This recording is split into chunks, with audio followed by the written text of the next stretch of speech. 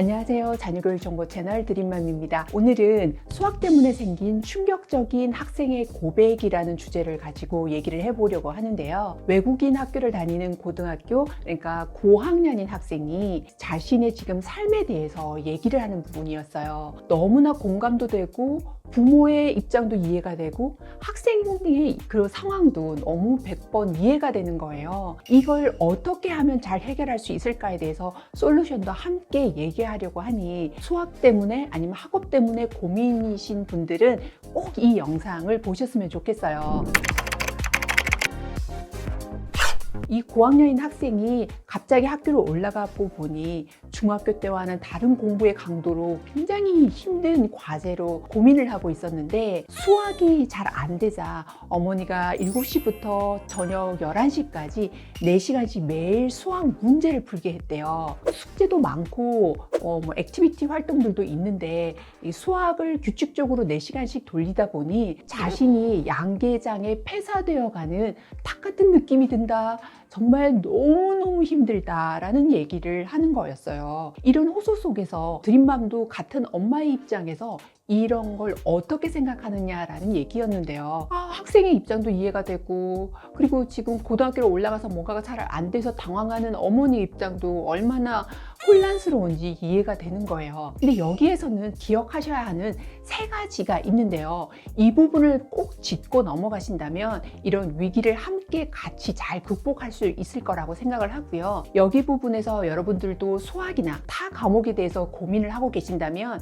이 영상이 정말 도움이 되실 거라고 생각을 해요. 먼저 첫 번째로 기억해야 되는 건 부모와 자녀는 적이 아니라 같은 편, 아군이라는 거죠. 그런데 이럴 때 보통 중학교 때나 고등학교 때 부모와 트러블이 정말 많이 생기고 많이 다툼도 생겨요. 그런데 여기에서 아이의 표대를 향해서 달려갈 때에는 가장 필요한 사람은 부모님의 도움이거든요.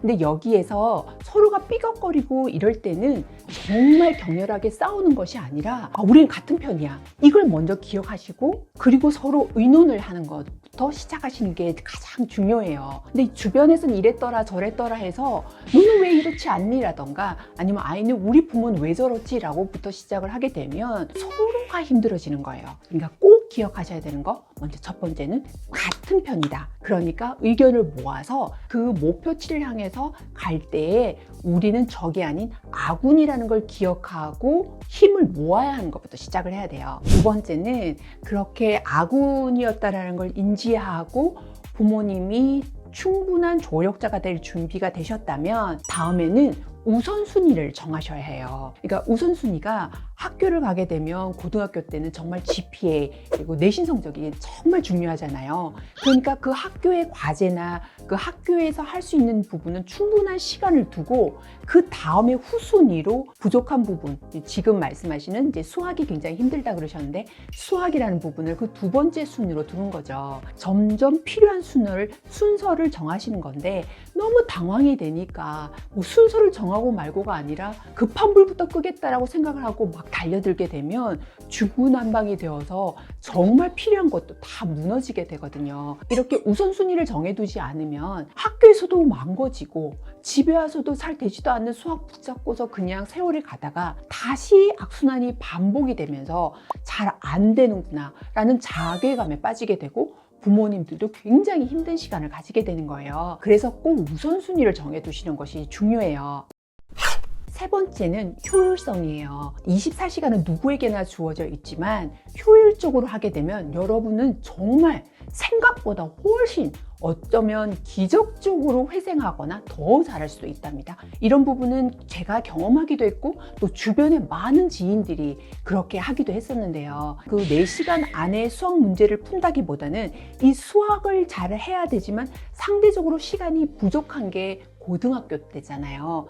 그러니까 지금 여기에서 부족한 부분을 빨리 해결하기 위해서는 적은 시간 안에 가장 아이에게 맞는 방법을 택해야 되죠. 이럴 때 학교 선생님과도 먼저 연계를 해 두셔야 돼요. 우리 아이가 부족한 부분이지만 좀 신경 써 달라고 어머니가 찾아뵙거나 아니면 아이가 상담을 하는 방법으로 해서 관심을 먼저 끌고 그 다음에는 아이가 인강으로 2배속으로 막 들으면서 해야 하는 건지 아니면 핀셋처럼 모르는 것만 먼저 정리를 해서 할 수 있는 개인 과외 선생님이 필요한 건지 아니면 스스로 할 수 있는 그런 아이인지 아니면 학원을 보내야 하는지에 대해서 빨리 판단을 하시는 게 중요해요. 지금으로 봐서는 굉장히 시간이 없는 관계로 개인 과외도 괜찮을 것 같고 모르는 부분을 인강으로 2배속으로 듣는 것도 괜찮을 것 같아요. 이렇게 해서 대략적으로 들으면서 아이가 학교는 집중하되 부족한 부분을 대략적으로 6개월이든 1년이든 이런 플랜을 가지고 하는 거예요. 그러니까 너무 급해하지 마시고 잘 준비를 하신다면